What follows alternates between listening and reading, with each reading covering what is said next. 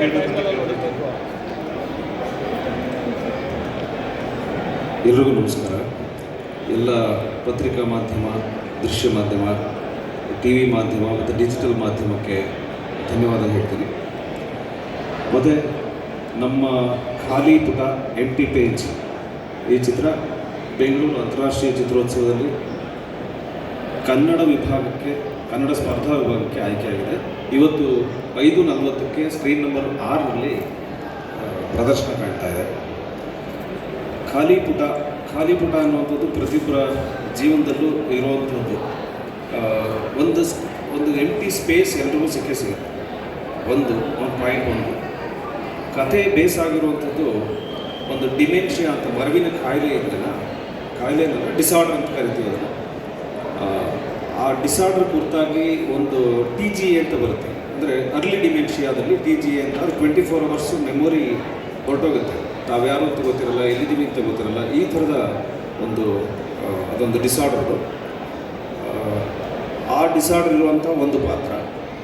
ಮತ್ತು ಇವತ್ತಿನ ಕಾಲಕ್ಕೆ ಡಿಜಿಟಲಿ ಅಡಿಕ್ಟ್ ಆಗಿ ಫ್ಯಾಮಿಲಿಗಳು ಹೇಗೆ ವಿಘಟಿತವಾಗ್ತಾ ಇದೆ. ಮನೇಲಿ 3-4 ಜನ ಇದ್ರೂ ಎಲ್ಲರ ಕೈಲೂ ಮೊಬೈಲ್ ಇರುತ್ತೆ, ಸಂಪರ್ಕಗಳಿರಲ್ಲ.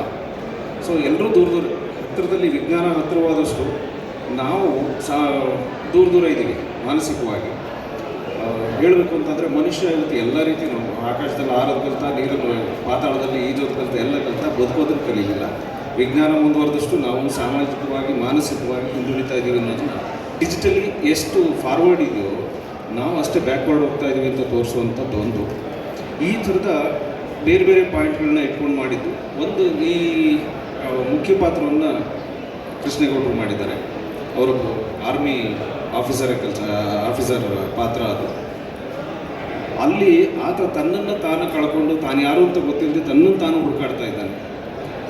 ಇವತ್ತಿಗೆ ಡಿಜಿಟಲಿ ಅಡಿಕ್ಟ್ ಆಗಿರುವಂಥ ಮಕ್ಕಳು, ನಾವು ಅಲ್ಲಿಂದ ಆಚೆ ಹೋಗಿ ರೆಸಿಡೆನ್ಷಿಯಲ್ ಸ್ಕೂಲ್ ಆ ಥರದ್ದೆಲ್ಲರೂ ಇಟ್ಟಾಗ, ಆಗ ಪ್ರೀತಿಗೆ ಹಂಬಲಿಸುವಂಥದ್ದು ದೂರ ಆದಾಗ, ಫಿಸಿಕಲಿ ದೂರ ಆದಾಗ ಮಾನಸಿಕವಾಗಿ ಹತ್ತಿರ ಆಗಬೇಕು ಅಂತ ಬಯಸ್ತಾರೆ. ಹಾಗಾಗಿ ಪ್ರೀತಿಯ ಹುಡುಕಾಟದಲ್ಲಿ ಅವರಿರ್ತಾರೆ.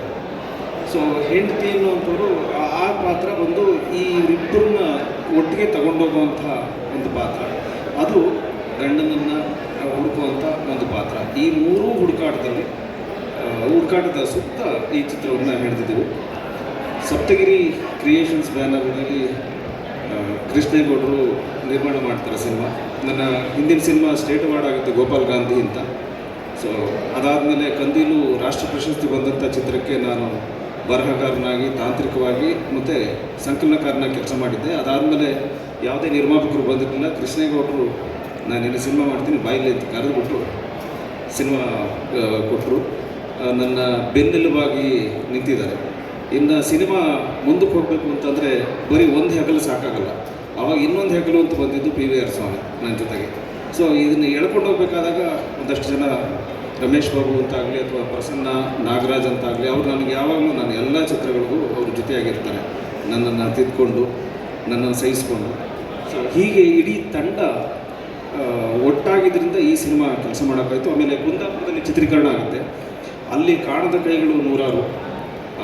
ಅವರ ಸಹಕಾರದಿಂದ ಈ ಚಾಲೆಂಜನ್ನು ಮಾಡೋಕ್ಕೆ ಸಾಧ್ಯ ಆಯಿತು ಅಂತ ಅನ್ಕೋತೀನಿ. ಅವರು ಈ ಮೂಲಕ ಧನ್ಯವಾದ ಹೇಳ್ತೀನಿ. ಮತ್ತು ಬೆಂಗಳೂರು ಅಂತಾರಾಷ್ಟ್ರೀಯ ಚಿತ್ರೋತ್ಸವದ ಎಲ್ಲ ಜೂರಿಗಳಿಗೆ, ಅಧ್ಯಕ್ಷರಿಗೆ, ಆರ್ಟಿಸ್ಟಿಕ್ ಡೈರೆಕ್ಟರ್ಗೆ ಮತ್ತು ಎಲ್ಲ ಮಾಧ್ಯಮದವ್ರಿಗೆ ಈ ಮೂಲಕ ನಾನು ಧನ್ಯವಾದ ಹೇಳ್ತೀನಿ. Thank you. ಸಿನಿಮಾ ಬಗ್ಗೆ, ನಿಮ್ಮ ಪಾತ್ರದ ಬಗ್ಗೆ ಹೇಳ್ಬೋದು? ಓಕೆ, ಎಲ್ಲರಿಗೂ ನಮಸ್ಕಾರ. ಸಪ್ತಗಿರಿ ಕ್ರಿಯೇಷನ್ಸ್ ಇದು 18ನೇ ಸಿನಿಮಾ. ಕಳೆದ 4 ಅಂತಾರಾಷ್ಟ್ರೀಯ ಚಲನಚಿತ್ರೋತ್ಸವದಿಂದಲೂ ಕೂಡ ನಿರಂತರವಾಗಿ ನಾವು ಸಿನಿಮಾಗಳು ಇಲ್ಲಿ ಭಾಗವಹಿಸ್ತಾ ಇದ್ದೇವೆ. ಪಿಂಕಿಯಲ್ಲಿ ಇರ್ತಕ್ಕಂಥ ಒಂದು ಸಿನಿಮಾ ನಾನೇ ನಿರ್ಮಾಣ ಮಾಡಿದ್ದು, ವೇರ್ ಇಸ್ ಪಿಂಕಿ ಅಂತಕ್ಕಂಥದ್ದು. ಅದಾದಮೇಲೆ ನಾನು ಕುಸುಮ ಅಂತಕ್ಕಂಥ ಒಂದು ಸಿನಿಮಾನ ಮಾಡಿದ್ದೆ. ಅದು ನಿರ್ದೇಶನದ ಜೊತೆಗೆ ನಟನೆ ಮತ್ತು ನಿರ್ಮಾಣನೂ ಕೂಡ ನಾನು ಮಾಡಿದ್ದೆ. ಅದು ಕೂಡ ಇಲ್ಲಿ ಅತ್ಯುತ್ತಮ ಪ್ರಶಸ್ತಿಗೆ ಆಯ್ಕೆಯಾಗಿತ್ತು. ಅದಾದಮೇಲೆ ಕಳೆದ ವರ್ಷ ಲಚ್ಚಿ ಅಂತೇಳಿ BT ಲಲಿತಾನಾಥ್ ಅವರ ಕಾದಂಬರಿಯನ್ನು ಸಿನಿಮಾ ಮಾಡಿದ್ದೆ. ಅದು ನೆಟ್ ಪ್ಯಾಕ್ ಅವಾರ್ಡ್ ಕೂಡ ಬಂತು. ಪ್ರಪ್ರಥಮ ಬಾರಿಗೆ ಕಲ್ಕತ್ತಾ ಇಂಟರ್ನ್ಯಾಷನಲ್ ಫೆಸ್ಟಿವಲ್ನಲ್ಲಿ ಫಸ್ಟ್ ಟೈಮ್ ಇನ್ ಕನ್ನಡ ಪಿಕ್ಚರ್ಗೆ ಅವಾರ್ಡ್ ಬಂದಿತ್ತು ಲಚ್ಚಿ ಸಿನಿಮಾಕ್ಕೆ. ಅದು ಇಂಡಿಯನ್ ವಿಭಾಗದಲ್ಲಿ. ಅದು ಕೂಡ ನನ್ನ ಹೆಗ್ಗಳಿಕೆ. ಈ ಥರ ಸಮಾಜವನ್ನು ಕಟ್ಟುವ ಮತ್ತು ಸಮಾಜವನ್ನು ತಿದ್ದುವ ಮತ್ತು ಸಮಾಜದ ಬದ್ಧತೆಗಳನ್ನು ಇಟ್ಕೊಡಿಸಿ ನಾನು ನಿರಂತರವಾಗಿ ನಮ್ಮ ಸಂಸ್ಥೆ ಮಾಡ್ಕೊಂಡು ಬರ್ತಾನೆ ಮಾಡ್ತೀವಿ. ರೀತಿ ಹೇಳಬೇಕಂತಂದ್ರೆ ಈ ಕಥೆ ಅಥವಾ ಈ ಸಿನಿಮಾ ಹೇಳ್ತಿದ್ದೆಗೆ ನಾನು ನಿಮಗೆ ಮಾಡೋ ಈ ಕಥೆನ ಅಂತ ನಾನು ಒಪ್ಕೊಳ್ತೀನಿ. ನಾನು ಒಬ್ಬ ಕಥೆಗಾರ, ನಿರ್ದೇಶಕ, ನಟ ಎಲ್ಲವೂ ನನ್ನೊಳಗೊಬ್ಬ ಇರೋದ್ರಿಂದ ಈ ಕಥೆ ಇವತ್ತಿನ ಕಾಲಘಟ್ಟಕ್ಕೆ ಬ್ಲೆಂಡ್ ಆಗುತ್ತೆ ಮತ್ತು ಒಂದು ಸಂದೇಶನ ಹೇಳೋಕ್ಕೆ ಸಾಧ್ಯ ಆಗುತ್ತೆ, ಬೇಕಾಗುತ್ತೆ ಇದು ಅಂತಕ್ಕಂಥದ್ದು ನಾನು ಮನೆಗೆ ಬಂತು. ಹಾಗಾಗಿ ಆ ಸಿನಿಮಾನ ಕಥೆನ ಆಯ್ಕೆ ಮಾಡ್ಕೊಂಡ್ವಿ.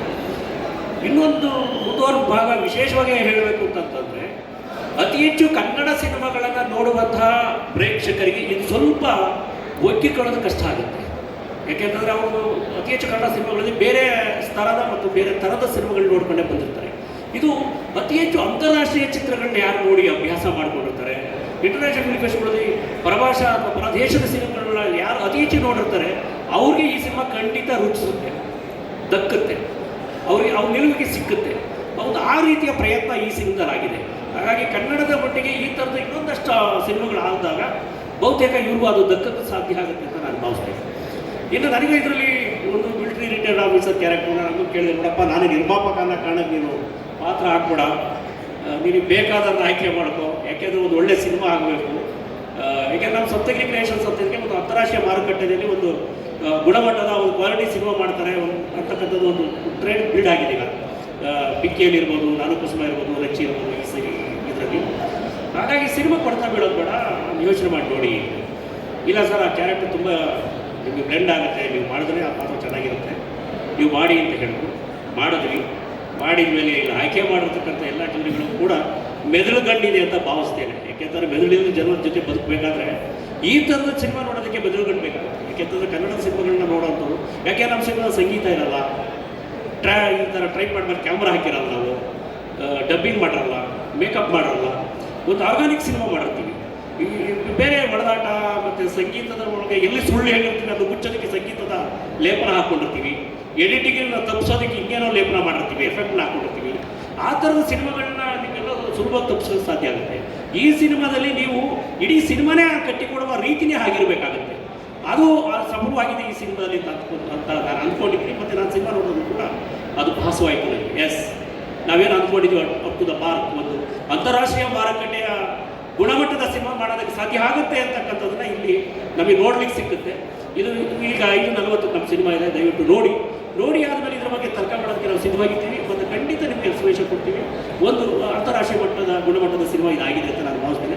ಧನ್ಯವಾದಗಳು. ಧನ್ಯವಾದ ಸರ್. ಈ ಸಿನಿಮಾದ ಛಾಯಾಗ್ರಹಣ ಮಾಡುವಂಥದ್ದು ಎಷ್ಟು ಸವಾಲಿನ ಕೆಲಸ ಆಗಿತ್ತು? ಇದು ಒಂದು ಕನ್ನಡ ಸಿನಿಮಾ ಅಂದರೆ ಒಂದು ನಾರ್ಮಲ್ ಸಿನಿಮಾ ಅಲ್ಲ. ಆಮೇಲೆ ಎಷ್ಟು ಸಾಧ್ಯನೋ ಅಷ್ಟು ಲೈವನ್ನು ತುಂಬ ಕಟ್ಕೊಟ್ಟಿದ್ದೀವಿ. ಕ್ಯಾಮ್ರಾದಲ್ಲೂ ಅಷ್ಟೇ ಲೈವ್ನ, ಅಂದರೆ ಸಾರ್ ಹೇಳ್ದಂಗೆ ಸ್ಟ್ಯಾಂಡಿಂಗ್ ಆ ಥರದ ಇಡೀ ಸಿನಿಮಾ ಲೈವ್ ಕಟ್ಕೊಟ್ಟಿದ್ದೀವಿ. ಒಂದು ಚಾಲೆಂಜಿಂಗಾಗಿ ಈ ಸಿನಿಮಾ ನಂದು 55ನೇ ಸಿನಿಮಾ. ಹಿಂದೆ ಸಿನಿಮಾ ಕಂದಿರು ಸಿನಿಮಾಗೂ ನಾನೇ ಕ್ಯಾಮ್ರಾ ನ್ಯಾಸರ್ ಅವಾರ್ಡ್ ಬಂತು, ಅದರಿಂದ ರಿಸರ್ವೇಷನ್ ನ್ಯಾಸರ್ ಅವಾರ್ಡ್ ಬಂತು. ಈಗ ಅಮ್ಮನ ಮನೆ ಸ್ಟೇಟ್ ಅವಾರ್ಡ್ ಅಲ್ಲ ಬಂತು, 4-5 ಸಿನಿಮಾ ಸ್ಟೇಟ್ ಅವಾರ್ಡ್ ಬಂತು. ಆದರೂ ಈ ಸಿನಿಮಾ ನನಗೆ ತುಂಬ ಚಾಲೆಂಜ್ ಆಗಿತ್ತು, ತುಂಬ ಚೆನ್ನಾಗಿ ಬಂದಿದೆ. ಇನ್ನು ನೋಡಿ ಹೇಳಬೇಕಷ್ಟೇ. Thank you. Thank you. ಯಾರು? ಎಸ್ ಸರ್, ಒಂದು ಗ್ರೂಪ್ ಫೋಟೋ.